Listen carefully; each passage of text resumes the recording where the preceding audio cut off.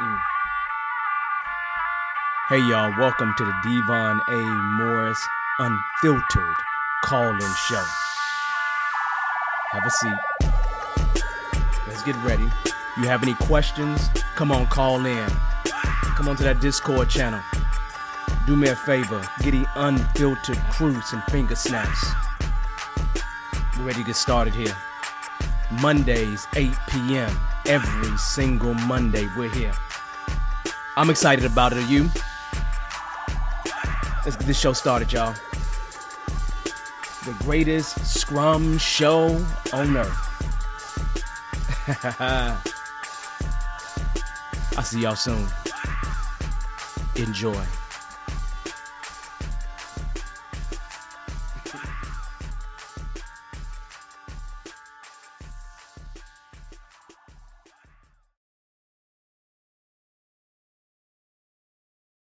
Oh, there we go. Hello, everyone. Let me go ahead and throw some hands out there. Let me go ahead and get some applause for coming in. Welcome to another show. My name is Devon Morris. Welcome to another one of my videos, right? We are always on this agile scrum entrepreneurship journey. And that's what we talk about on the show. This is the Unfiltered call-in show where you can call in, get your questions answered in the chat, and we talk about a topic in general. So welcome. Do me a favor, if you're here right now, drop a hello in the chat so I can give you a shout out real quick. What's been going on with you? How has your agile scrum year started out? Talk to me, happy MLK Day. Martin Luther King Day is today. I normally would not have anything on days like this, like last year. It's a no-go, but hey, we're gonna keep going, right? We're gonna represent is what we're gonna do. So we got a good topic tonight. Topic is gonna be about the top 3 techniques for story point estimation. So we're gonna talk about that, but we're gonna get to that in a minute. Let's get to the few things that we need to get to. First and foremost, if you're on LinkedIn, drop a like. It helps us out, right? If you're on YouTube, drop a like and subscribe, right? Drop a like and subscribe. We'd love for you to do that because, again, we're going to grow this channel and we're growing it. My goal is 1,500 people by the end of the year. So we're going to see how that goes. I threw a couple videos out there this week, so hopefully you all seen them. I got a couple of them in the chamber right now that I'm thinking about. But before I talk about that, let me go ahead and talk about at least kind of, our intro, what's going on here, and then we can take it from there. This is, I'm probably slowing down a little bit with classes for the first couple months. I have, some client stuff to do. For anyone who's been around this show at all, you know that I've said to you on more than one occasion, we jump in and we try to get some clients. I try to hit a client every single year that I can go in and really do some work, and this week starts that.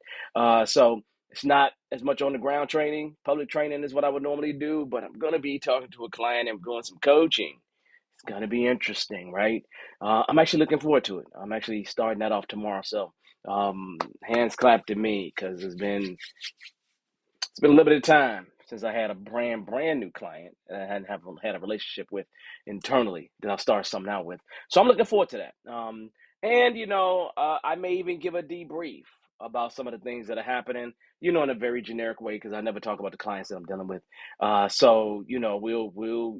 We'll find a way to scrub the information and then go from there. So make sure if you're just coming in, drop that high, drop that like, drop some of that love so I can give you some love back. So welcome. Other than that, yeah, I'm just looking forward to getting started. That started this week, right? I'll let you all know this. This is a good piece of news. My fraternity's anniversary, at least for me, was January 13th. 13th was it, right? And with it being January 13th, man, I got some good news on January 13th. It's ridiculous. I am officially a board certified coach. So that's probably the second most popular coaching certification ICF and all this certifications are more popular than the board certified coach, but I decided to become a board certified coach because it's within an educational track. And since I'm doing some educational stuff and the PhD and all this kind of stuff, I just said, you know what? I'm going to jump to the side and grab this too. So I went ahead and grabbed that, took the test, and now I'm officially a board certified coach, which means I guess I can officially do executive coaching. But I already been doing executive coaching, people. My experience curtails me into that. So this just adds further validation to it. I wanted to get this before I get the PhD, which is going to be a few, 3, 4 more years out before I get that. So that's probably the biggest news that I have personally. Am I going to throw it on LinkedIn? Probably not. We'll see. I may throw it under something, but you won't see it advertised like that. Let's see. Other than that, everything else is pretty solid, man. Everything else is pretty solid. So let me check out some highs here. How is everybody going? How's everybody doing? Let's see. Patrick, what's going on, brother? How you doing? Happy MLK to you, to everybody. It's going fine for me. Hopefully it's going fine for you with all them goals you're starting out with this year. You're super amazing. See my water jug, man? I haven't drinking as much water today as I should have. I haven't finished that. I normally have it done by this time. Um, let's see. Evie. I didn't throw Patrick up there. Hey, Patrick. Hey. You know how it goes, Patrick. So welcome, brother. I appreciate you. Let's see. Evie, how's it going? Good evening. How's it going? Hopefully you're doing all right. Hopefully things are going fine with you. If it is, that's great. If it's not, we should fix that, right? Then there is my man Shane. How you doing, Shane? How's it going, brother? Hopefully everything's going good with you. Everything's fine with me, fine and dandy. I'm just rocking, right? I'm not expecting to have a whole ton of people show up today. Hey there, Lizzie. How you doing? Uh, you know, we spoke for a little bit today, not much. But how you doing? Hopefully you are getting ready to do the things that you're doing tomorrow. So it should be fun for you. So let's see, y'all. The topic: top 3 story point estimation techniques, man. This is a topic that is, I'm going to say, is a labor of a labor of love, a labor of everything, right? So I'm going to go off the cuff here. I don't normally show a bunch of slides or anything like that, but I'm not going to show any slides. Put it that way, right? But I may go and write something on a blank sheet of paper just in case I need to, right? But let's talk, right? Let's talk. Estimation. Okay. Now, my philosophy is really very simple. Most ways of doing work doesn't require you estimate. The vast majority of ways of doing work, they just do not require you to estimate whatsoever. It is not a requirement. At best, estimation is non-value add, but necessary, which means it's something that a lot of us do because there's a need, there's a pull for it in some kind of way. And that's completely fair. Would I jump out and say to start off estimating if you had a choice? I would say probably not. Not a big supporter of estimation unless there's a reason why you're using it, right? So do not think any of the conversation that I'm having is me being against or for estimation. I'm in neither camp right now, right? I really am not, right? But here's the deal. Let's talk about story points, okay? Let's talk about story points and kind of what they are. First and foremost, story points fall under of a topic called estimation, right? You estimate because there's a reason why you need to estimate. If you really look at it historically, back in the 1940s, the United States Department of Defense commissioned the Rand Corporation to determine what was the best way to estimate. And they found that relative estimation was one of the best forms of estimation. It was better than your classic hourly precision and accuracy type measures put together. So story points is a form of relative estimation. If I was to really give a definition for it, that would be it. It's just a form of relative estimation. It's a relative estimate. That's all a story point really is. Now, that relative estimate is really interesting because that relative estimate is composed of three different things. Okay? One of those is complexity. Complexity. The second thing is effort. And the third thing on that list is risk. So when you think about story points, there are three components to it: complexity, effort, and risk. Now, these points aren't a third of each other. They're always going to be based on whatever it is that you're estimating. So you might have something that has a lot of complexity on it, and it ends up being 13 story points. Yet you have something else that is not complex at all. We know exactly how to do it, but it's a lot of it to do. That might end up being 13 points as well. Okay? So realistically, story points is a form of relative estimation. That's it. It's just a relative estimate. That's it. But when we say size, it's a relative estimate of size, right? We call sizing. You might hear the word sizing. And when you think about sizing, we're thinking about complexity, effort, and risk. Now, let's take that back for a moment so you really understand. What are we estimating, though, is the question. Well, you classically have two really popular ways of estimating. One of them is going to be the high level estimation, and the other one is going to be a more lower level estimation, but I'm going to call this a detailed level estimation. Now, classically, for the detailed level estimation, we do that on things like task. So, what is a task? It's just an activity. It's a piece of work. It's something that we do, right? So now you can estimate things, anything that you want to, and you can estimate those tasks. So you can do the detail of estimation. Classically, when we're dealing with story points, we stay at this high level estimate when we're estimating a entire thing, like an entire requirement. In this case, an entire user story, right? So that user story has a lot of different tasks or activities that go into it. But we're not estimating the tasks separately or estimating each task and then adding them together. We're looking at the whole and all the work that it takes to get that whole done. And then we're giving an estimate on that. Now, if you have a team and your team is full of specialized skills, that means you probably got multiple people that feed into that whole. So when we classically talk about story points, we will classically do that on a high level, on the high level. Well, one of the main reasons why we don't do it on a detailed level is because tasks don't relatively compare. When you think about a review task, I got to do a review of some kind. All reviews aren't equal. They're going to be different. So it makes it harder to relatively estimate them, right? And then it may take different work to go into it. So when you really look at a testing task or a development task, they're really, really different. So it's hard to compare them. When I'm talking about the high level, everything at the high level really has the same rough tasks that go into them, the same type of work that goes into them.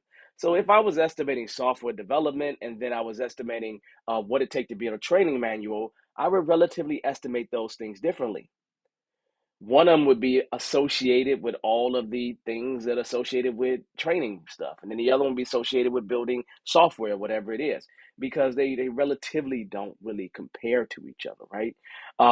Because it's not the same kind of work. So it's much easier to do it at the high level across the same kind of work. So now, at least when you step back, now I mentioned another term to you.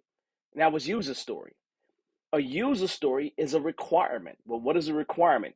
A usable representation of the need. So a user story is one type of requirement of many types of requirements that exist. It's just a requirement from the perspective of the user. It's really that's it. So now we're going to take this user story at the high level and we're going to estimate this user story at the high level using story points. Does that make sense? Sizing, complexity, effort, and risk. Okay? So, really, really simple, nothing complex to it. Now, I want to talk to you about, since we got that part out the way, the classic three ways that I see people estimate in general.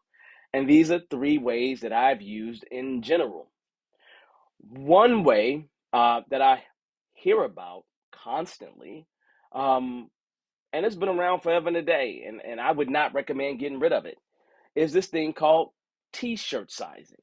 Well, you know how your t-shirts have a label, and those labels have different sizes associated with them, like small, or let's say extra small, small, medium, large, extra large, da da da da da. Well, people will use that for estimation, right? And they will fundamentally look at items and put them into one of those buckets of a small, medium, large, or whatever extension of that is. That right there is normally a really easy, quick form of estimation, right? But it's a way to get things done. It's a way where you can add numbers to them. But there are certain instances where I would use that, and other instances where I would not. One of its strengths is that you can really get through a lot of really, really big things fast, right? Even as you get to lower levels, you can get through things really fast. The issue is a lot of times when you're estimating, people are asking you to forecast with those estimates. And it's really hard to forecast with a non numeric system without guessing. So I can take a bunch of larges and have one small with it. And how long is it going to take me to really get all that stuff done? Well, I can still guess on that, but can I use data to determine what that number is? No, because then it doesn't add up to numbers. Now, some people will say each large is going to be X number of whatever points or hours or whatever it is, and they'll use that as their number, which again, that's a translation.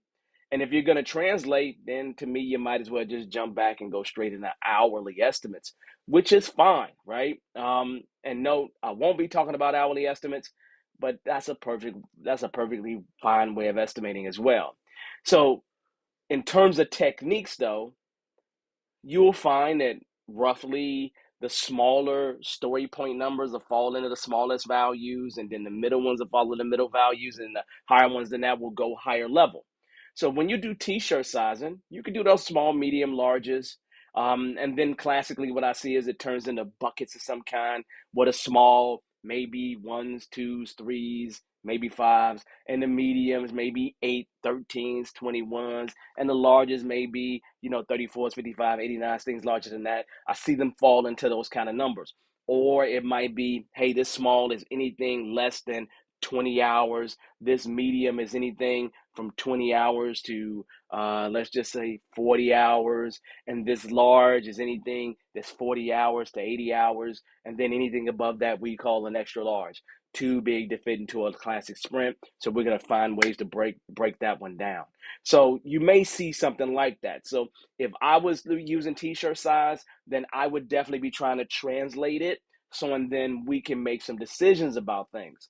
One thing you won't be able to pull off is things like velocity. Velocity is average story points completed. So that'd be harder to pull off with that. So I'll talk about some instances of where I might decide to use something like that. Okay, so that being said, that's our first one, right? Really popular. I see a lot of people use it. Here's a question for you in the chat. If you've ever used t-shirt sizing or you're still using t-shirt sizing, just kind of drop in the chat real quick what you think about it. Is it a good way of estimating? When you do estimate in that way, do you see any things that happen down the road that you weren't really ready for? Drop that in the chat for me, right? If you have experience with t-shirt sizing, right? Drop that in the chat. What's your experience, real quick, right? Don't give a dissertation, just write something real quick. The number two, this is number two way. And again, this is in no particular order. I'm not pushing one way above another one. Probably the most popular way to come up with story points is utilizing planning poker. And planning poker isn't really anything that's complicated. A lot of times people will use their fingers, they'll use a tool of some kind, maybe online. They'll have cards, like, playing cards. that would have values on them. And this is where you start thinking about the Fibonacci sequence for sure. And that Fibonacci sequence again is 0, 1, 2, 3, 5. Again, you're adding the prior two numbers to get the next one. So I got the 5 and 3, 8, 13, 21, so forth and so on. And then maybe a modified version of that. Once you get up to 13, you may, instead of going 21, go 20, then 40, then 100. So whatever your version is, it's okay. But people classically will use the Fibonacci sequence. Now, classically, when it comes to planning poker, what you classically do is you take an unknown, you find your standard in terms of an unknown, give it a value. I classically use a 3. And then you compare all the other stories that you're estimating to that one to relatively see how it's going to fall out, right? And then the team will come up with various numbers. And if you like me to go through how you really do plan in poker, I can just create another video for you and show you how to perform planning poker. So planning poker is really super popular. If there's one way that I teach in my classes, I teach planning poker. Um, and if I go onto a client site, it's probably a little bit of planning poker going to be in there, because people normally expect to see it. Like, it is synonymous with user stories. And so it's the most popular way of doing things. And that's fine. You can utilize it. I love it, right? Anybody that's using planning poker, drop it in chat. Do you like planning poker? Do you hate planning poker? Let me know, because it's so popular that everybody use it, right? Now, this third way that I'm going to talk about, and not in any order, but this way I kind of prefer above everything else, and that is affinity estimation or affinity grouping. And affinity grouping is like putting like things together. That's really all it really is. It's nothing really crazy about it, you know. Um, it would be like me saying, hey, if I have this one story, I just go ahead and go put it on a wall, on a space, and then I go take another story and compare it to that story. Is it about the same size, complexity, effort, and risk than that one, or does it fall under a different category? And then I just keep doing that until I have everything categorized, right? And once I have everything categorized, then after that, I start at the very beginning one or the lowest number, and I start off with 3, and then I go 5, and then I go 8, so forth and so on, right? So nothing really popular. It's just a spinoff of affinity grouping, right? And I love to do that one, right? But here's the real question, right? Well, here's my question. Have you heard of infinity grouping, right? If you have, let me know you've heard of affinity grouping. Let me know if you used it. If you have used it before, tell me how you like it. Tell me how you like it, right? If you haven't used it before, tell me you're new to it, right? Because if you like me to, I can, in a future video, show you how to do affinity grouping, show you how to do planning poker, even show you how to do t-shirt sizing. We can always go and create videos for those things, just in case you would like to. So nothing really crazy here. It's just something that I utilize. Now, I use these different things for different reasons. I use them at different timings, depending on what those timings are. And so what I'm going to do here is I just went ahead and just grabbed a quick jam board. Nothing really popular. So I'm going to go over to that jam board real quick. I don't have it as maximum size. That's all right. But here's the deal. I have 4 categories here. One is, what do I do in a situation where I have a smaller number of PBIs, a smaller number of product backlog items? What do I do? Which one of these do I use when I have a large number of product backlog items, right? Which one of these things do I use to prioritize the product backlog items, right? And which ones do I use for early budgeting? Now, I want you to think about those things, and I'm going to look in the chat real quick. Uh, Marquita, when we say affinity, it's affinity, AFFINTY. So not infinity. So it's affinity with an A, so you all know, right? So just in case you want to look it up, you're welcome to look it up anytime. So I just want to make sure you all know that. So let me say that again. When I say affinity estimation, literally, AFF right? So affinity grouping, affinity estimation is what it is. So just so you know, Marquita, to get that one right, okay? I see a few people never heard of it, but let's go to this other thing and let's get back to this thing because I saw that I just wanted to speak on it. So now, when I have a small number of PBIs, okay, a small number of PBIs, I'm probably gonna lean more toward planning poker. That'll probably be the technique that I would actually choose to use in that situation. Because planning poker, um, you're looking at one item at a time, and you get into a situation where people disagree. You can end up having more than one discussion, right? You have the discussion to talk about it initially, and then there could be another discussion after that when you talk about the outliers. So planning poker is really smooth when you have one, I mean, literally a few product backlog items. If I am sitting in a refinement meeting, literally in a refinement meeting, I'm not expecting to get through a ton of refinement in a real short period of time. And so if my team is sitting there and want to estimate, I'm leaning probably more toward planning poker or some modification of that. Does that make sense? But it's always just a smaller number of items that I'm dealing with, right? But let's just say our life is a little bit different. Our life is a little bit different, and we had a whole lot of product backlog items to do. If we had a whole lot of product backlog items to do, I could very well see myself doing an initial cut with t-shirt sizing. I can see that initial cut with t-shirt sizing, but I can also see using affinity grouping. I can see utilizing both of these when it comes to the actual large, just a whole lot of them. Like I got 500 items to do and I got to get through them really, really quick. I'm probably going to, if I got to get through them really, really quick, I'm probably leaning toward t-shirt sizing. If it's not so quick, I'm probably going to lean a little bit more toward affinity grouping, but it may be a combination of those things that I'm going to do. Okay. So that's how that would spin off for me, just so you all know. Okay. What happens if I want to prioritize the product backlog? Which one of these things would I use? Neither one of them. None of these are designed to help you prioritize. They're not. Um, a estimate, an estimate is a cost. That's all it really is just a cost. And a cost and value are not the same thing. I could use both of those elements to help me prioritize, but I'm not using the technique to help me prioritize. I'm using the final number to help me prioritize. So I would not use any of these things in terms of prioritization.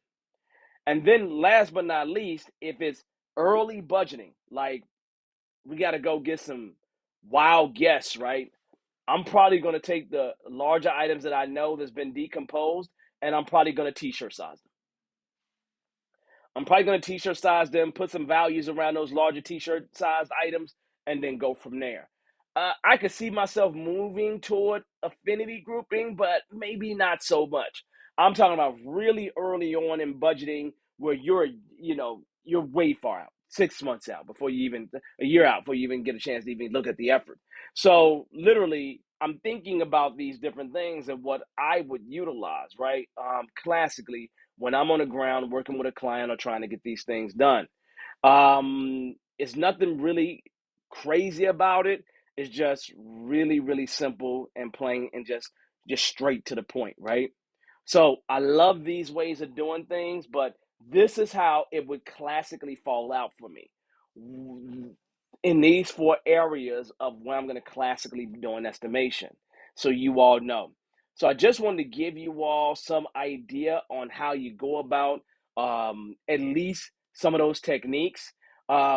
Lizzie is saying, I should show you affinity estimation. I can, but then I wouldn't have time to just open the floor for questions. So how about we take affinity estimation, planning poker, and then even t-shirt sizing if we need to. If you all would like me to do a future show on affinity estimation, how to do planning poker, we may have to separate them because, again, it could take you several minutes to do each one of these.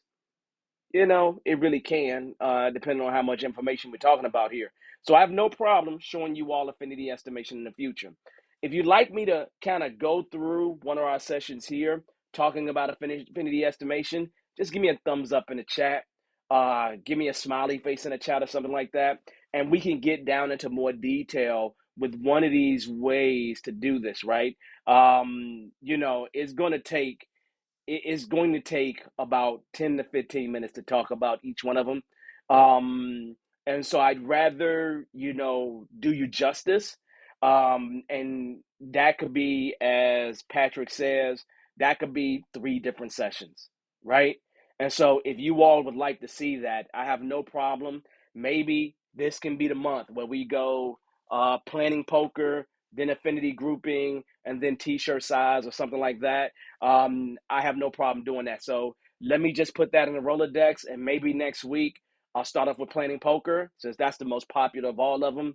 And then I'll go affinity grouping after that, and then maybe t-shirt sizing and some other ones like that, because t-shirt sizing isn't that extreme. It's not that hard. But affinity grouping might take a little bit more explanation.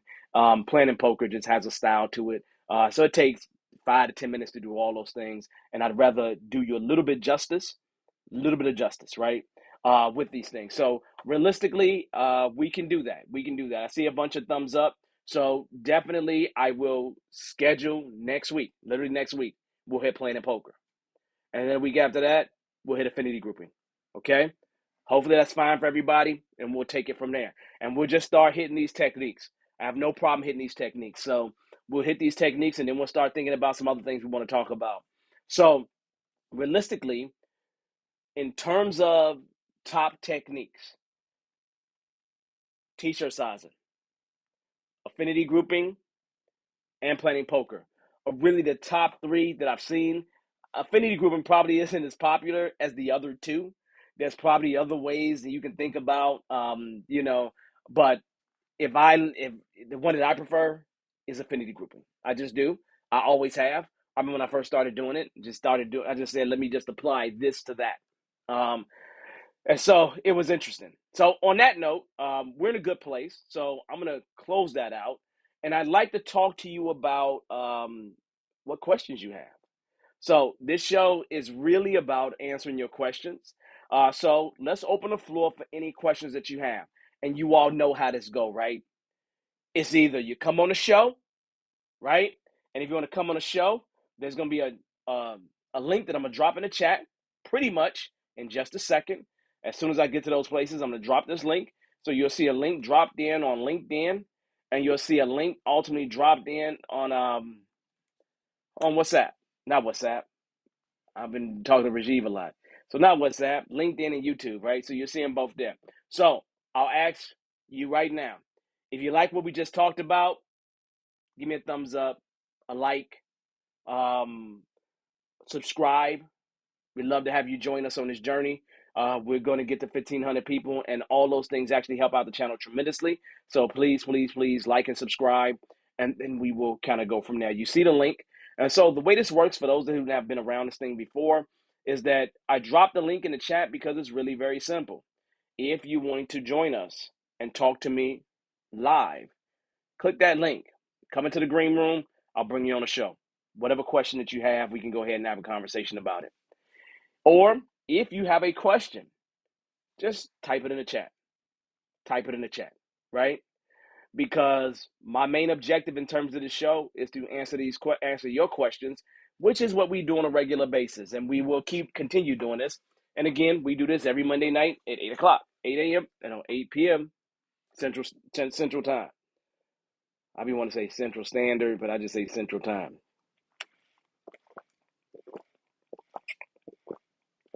So that's a beautiful thing. I'm going to say this to you because I want to give you all an accolade, or at least something that I heard this morning, which I'm really, really proud.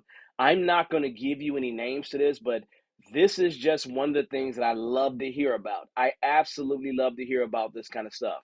Let me go ahead and open up my email and pull this up real quick, and then I'll tell you about it, because it's always great when you see people do what they want to do. And I like these accolades, not because they help me out, um, because they motivate you. Some of you all are just looking for your first opportunity. Some of you all are really trying to get in this space. Some of you all are trying to improve your careers in some kind of way. This is something that you really, really, really want to do. This is something that will really be amazing for you, right? And so I had a letter from someone who I've trained, and she left her job last week, and she's starting a new job this week, right? Moving from one company to the next. And let me tell you what's really amazing. She is moving to a very different role that's more exciting for her. And on top of that, because of her training, because of her taking the classes, because of her, getting that CSM through Bearded Eagle and being trained appropriately. Um, Not that she earned this immediately, but she has increased her salary by 40%. Did you hear what I just said? She increased her salary by 40%. Now, my question for you all in the room, could you benefit from a 40% increase in salary? Could you benefit from that? I know I could benefit from it, right? But could you benefit from that, right? And when people come and get these certifications, it's not just about getting the certification, it's also finding ways to apply what you've learned and then being able to show that you actually got the skills in doing these many great things so you can show people that you're worthy of that. Or you go create it on your own. Does that make sense?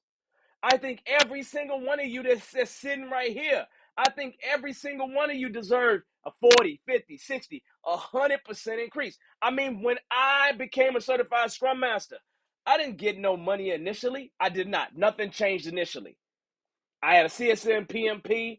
I rocked it. I rocked it. I learned. I learned tons and tons and tons and tons and tons of stuff. I was sharpening the saw, man. I kept sharpening the saw. And then somebody called me and said, "Hey, we just want." Now, I ain't have my resume out there, anything. I got your name from this person. We just want you to listen. I don't have no problem listening. I don't have no problem listening. Man, let me tell you something, man. Let me tell you something, right? So now, for those that don't know, I got two ex-wives, right? So the first ex-wife, this is when I with her. And here's the deal, right? After interview number one, I didn't have a second interview, right? After interview number one, they doubled my salary. Like it was 100% increase. Did you hear what I just said? They doubled my salary. They sent me an offer letter that day, an offer letter that day, literally that day. And I took the wife at the time to dinner, and I literally sat at the table with her, and I said, "Look, man," and I took the letter out and I slid it across the table. I said, "Look, take a look at that." And she said, "Well, you got to leave." That's how that happened. And I was a consultant ever since. Now, again, I was making consultant money, right? I mean, I did have benefits and things of that nature, but I was making consultant money. I moved from, a kind of, you know, I wasn't even an employee, I was a consultant. So I was really a consultant, not really making what I would consider consultant money. But I truly became a consultant. That's when I started traveling everywhere and doing what I needed to do and saying, I'm gonna go find the opportunity. I don't care where on the planet it is. I'm gonna go find the opportunity, make myself as good as I can make myself. And look, man, yesterday's price is not today's price. That's what I be thinking, right? Because I always say to myself, look, man, you better give me why I'm cheap. You better give me why I'm cheap. If you don't give me why I'm cheap, you gonna be sorry. That's what I used to say back in the day. You better give me why I'm cheap. You better give me why I'm cheap. You better give me why I'm cheap. For real. So yeah, so literally, just good stuff. So uh, questions. I see some questions. I see some things in the chat. So let me see. What of these things are questions? You're always welcome to join us, but you're welcome. You're definitely welcome to throw them in the chat. I have no problem with that. If you were around last week, you saw my boy Sakib jumped on. Sakib jumps on every 3-4 months. Keith comes around when he needs something. And that's an amazing thing. I love him, man. I really do.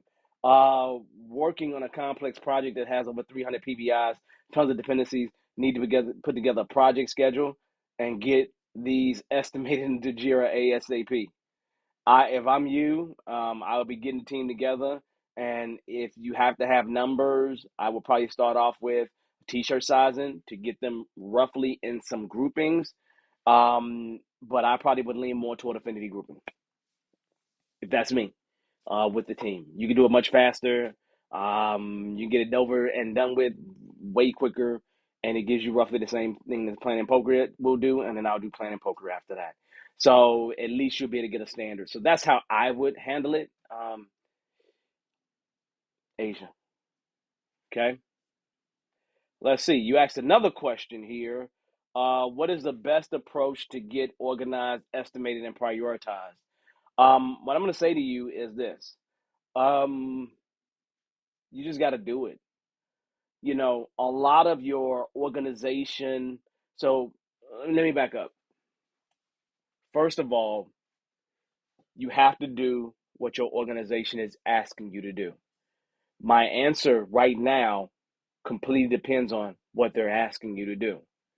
If your organization is saying to you that you have to have everything estimated, everything prioritized before you do any work, then what I would be doing is I would be going ahead and I'd be doing some affinity estimation, some t-shirt sizing, getting teams in a room, and make sure that we come out with the data that we need to come out with so then we can move forward. What you do is you start a sprint zero, especially if you have that situation. Because what you're doing is you're doing a bunch of preparation work. What do I mean by sprint zero? Sprint zero is that sprint before you start sprint one, where you're preparing for sprint one through N. And in this situation, you are preparing for sprint one through N. Now, that being said, if you come up with and you start doing that, now you can get the semblance of a product backlog together. But do you even have user stories? Do you even have requirements written? You have to do those kind of things as well. So getting your requirements together and figure out what those things are, especially if they're asking for them all up front. And note that I'm making a special caveat here. They're asking for all these things up front.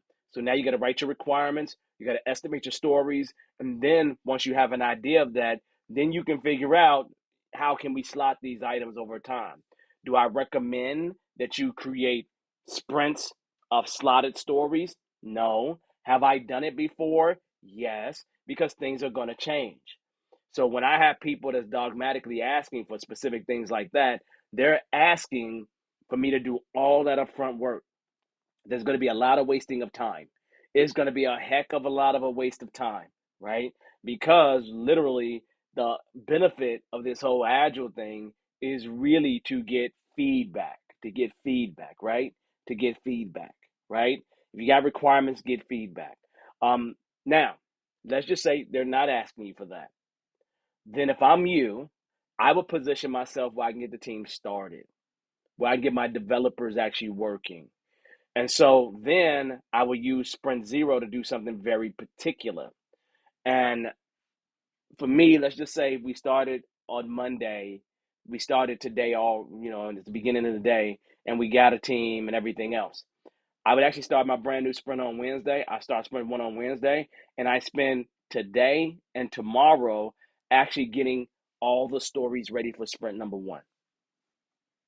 All the stories prepared and ready to go for sprint number one. I get the product owner. We figure out what the product goal is. We figure out what the sprint goal is. We take that sprint goal, figure out what stories we want to write based on that sprint goal. We'll write way more than the developers can actually commit to. Tomorrow, that's what I spend day one on. Day two tomorrow, I will pull the devs in for a refinement meeting to ask them, hey, take a look at these things. could you actually commit to these things when we get into sprint planning? And then once they have looked at them, they ask their questions. Anything they got too many questions about, it won't go in sprint number one. But we got more that they can look at. The ones that they say, this is roughly ready to go. We need this information. We quickly get that information ready to go. And then tomorrow we start sprint planning and then start our sprint number one, and then we're off to the races.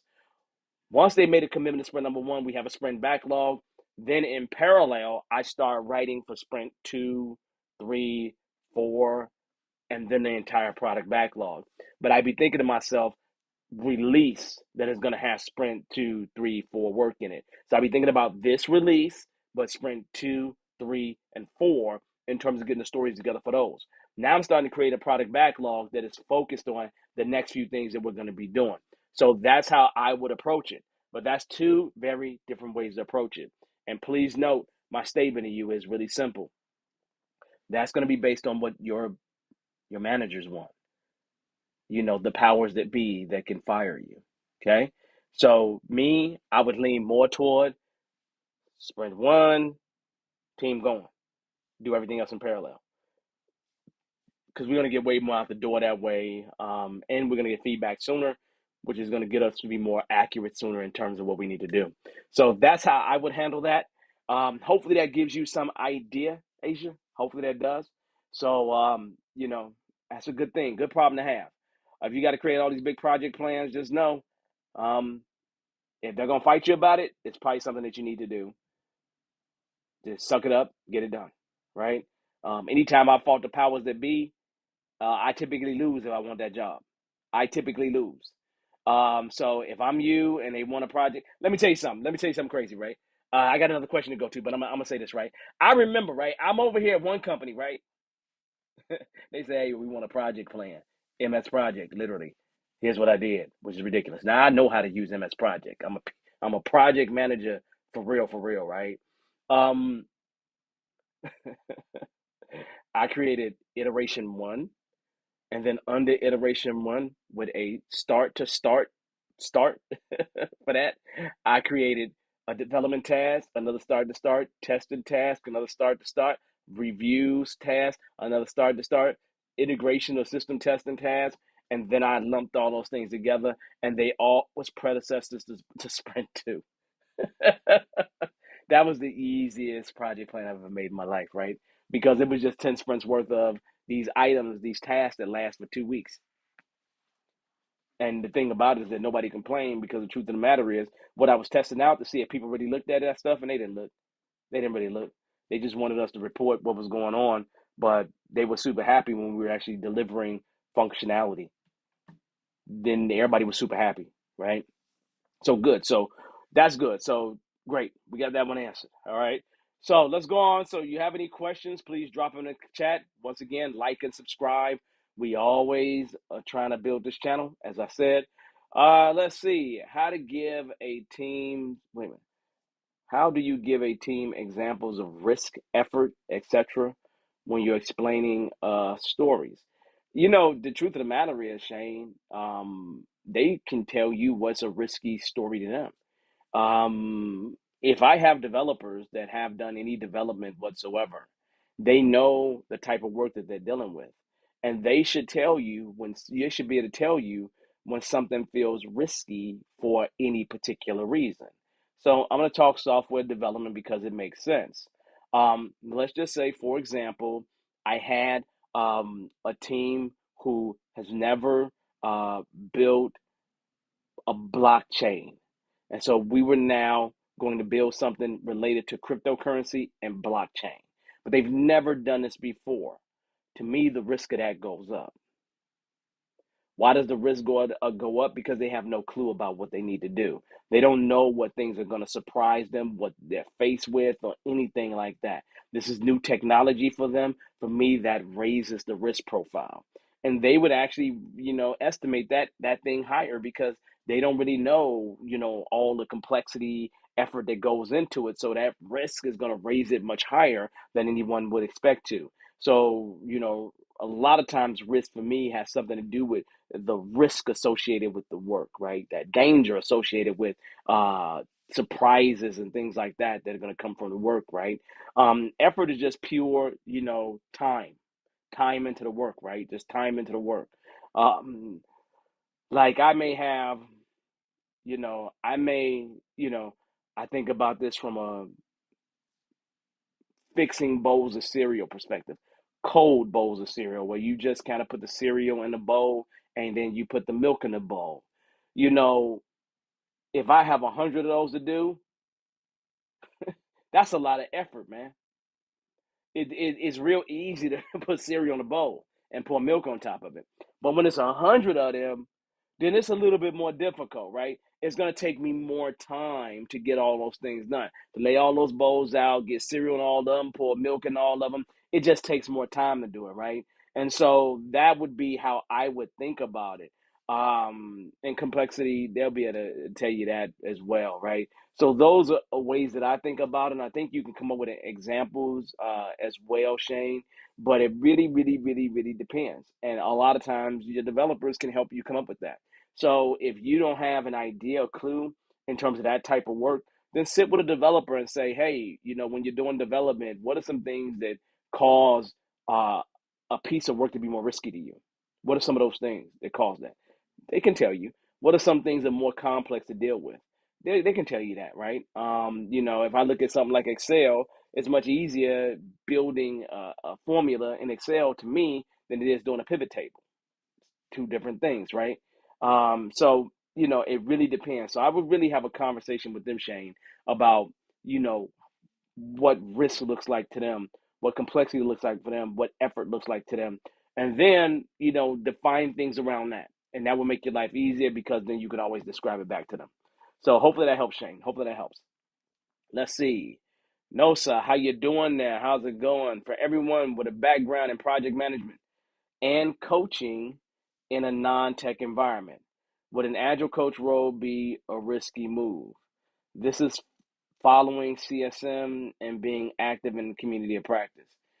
Um, well, I have a project management background. Now, when you say coaching to me, you're saying agile coaching, and for me, agile coaching is agile consulting.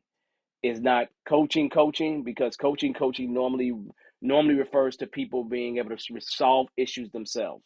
And normally within the agile space, people aren't they're really coming to you for consulting, not for them to solve their own problems, right? So it's a really different thing. So let's just talk at it from an agile coach perspective. Um, for me, a scrum master in general is an agile coach. Okay, is an agile coach. Now we can add layers to that if we want to, but if you have a background in project management and coaching in a non-technical environment, would an agile coach be a risky role for you? No. Let's talk about it. Project management is non-technical. It is. Let's see. The coaching stuff is non-technical. And guess what else is non-technical? Agile coaching is non-technical. You don't have to be astute at the technology in order to be an amazing agile coach. You really don't have to be. You really don't have to be. Matter of fact, you're a much better agile coach, I do believe, if you don't have those things. Yeah, it helps, right? It really does, right? There's conversations that I can have with developers since I'm a past developer, right? So do I firmly believe that this is a good move? Yeah, I think it's fine as long as you got some passion about it and it's something that you want to do. You coming at it from your heart, and you got your brain in it to make sure you don't do anything crazy, making some interesting crazy mistakes. Then I think you'll be good to go, right? So I think you'll be good to go. Um, if I think about myself, that's pretty much what my whole life is. Project management, agile coaching, coaching in general, and always been able to make those kind of transitions. So I think, no, so I don't see any reason why you wouldn't have the ability to transition or the ability to be in an agile coach role. I don't see any reason why that's not the case. I believe that you can be an agile coach role with that kind of a background. I have a project management background. I'm technical though. At least that's how I started out being technical. But I don't think that me being technical actually helped me. I think it helped me in terms of talking to developers, but I don't think it helped me in terms of talking with higher ups. Because in the beginning, my first 5, 7 years in Scrum, all I would do is just talk to the developers. I mean, I wasn't talking to the higher reps. I was really afraid of them. I was really, really afraid of the higher reps. Like if you had a title back in the day for me, it had gave me some fear. It's like, oh man, but your title is X, Y, and Z. I shouldn't have to talk to you. Not because I didn't want to, it's because I didn't have the words. I didn't know what to say. I didn't know how to communicate up those levels. So I'd say first 5 years for sure. Like came around 2005. Yeah, probably the first 3 to 5 years I was that way. No question.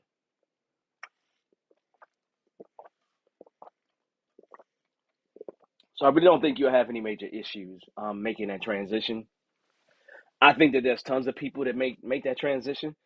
If there's anyone literally in the chat that's made that kind of transition from project management and a non-technical role in terms of coaching to being an agile coach, just kind of raise your hand and say I did it. Just say I did it, right? Just say I did it in the chat. I'm asking you to do that because you're providing support for somebody who doesn't see that maybe it's a possibility. So the good thing is, no, so I'm gonna tell you this, right? I'm gonna tell you this, and I want to be real honest with you. I see people coming from every single environment, every walk of life. Every walk of life, I see people coming from. And I see people come in and I see people doing amazing, great things in this space, right? As an agile coach, as a scrum master, I really, really do. I mean, coming from being a mail carrier, right? A mail carrier, right?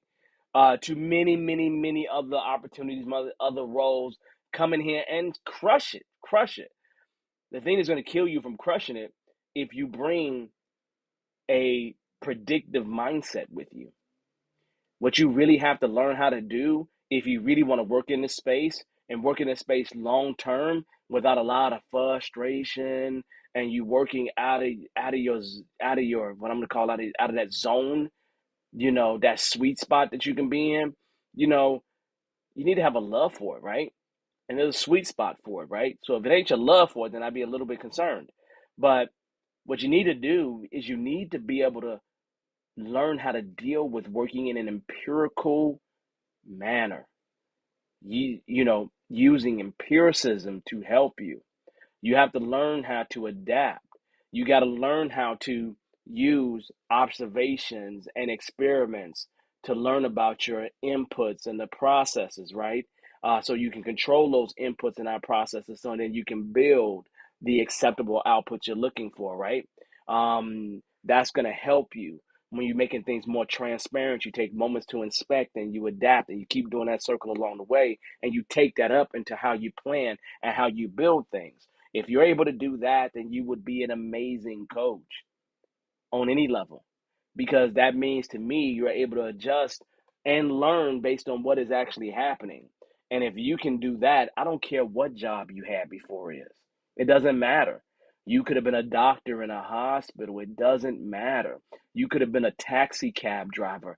It doesn't matter. You just need to learn how to work with an empirical mindset. If you can learn how to work with an empirical mindset, you can learn how to live and breathe the values and principles of the Agile Manifesto. You can incorporate some of Scrum's values into your everyday life and behaviors. Then that's what I would do if I'm you, right? So literally, no side. That was an amazing question. Hopefully that was helpful. If that helped you, then go ahead and drop me at least say that was helpful for you in the chat. So y'all, this is about our time. This is how we work on the show. Matter of fact, I'm gonna tell you all something.